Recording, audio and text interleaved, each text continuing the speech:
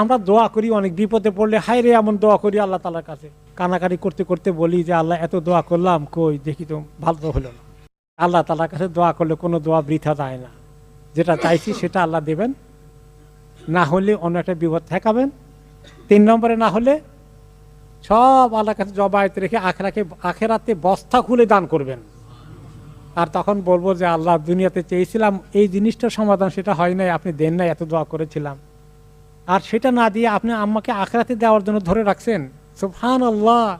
কাজেই দোয়া করতে কেউ যেন কখনো ত্রুটি না করে। এই যে দোয়া করে কেউ, কিন্তু বেশি আমল টামল নাই, আর তারটা বেশি উপরে উঠে না। যে ব্যক্তি আমলগুলো করে এবং দোয়া করে তারটা উঠে বেশি। তো যেন আল্লাহ তাআলা বলছেন এখানে, ইলাইহি ইয়াসআদুল কালিমুত তাইয়্যিব, আল্লাহর কাছে দোয়া করাগুলো, আজকারগুলো সুন্দর করে উঠে। ওয়াল আমালুস সালিহু ইয়ারফাহু, আর যত আমলে সালেহ বেশি থাকে এগুলো আরো বেশি উঠাই দেয় এগুলোকে। আর কারো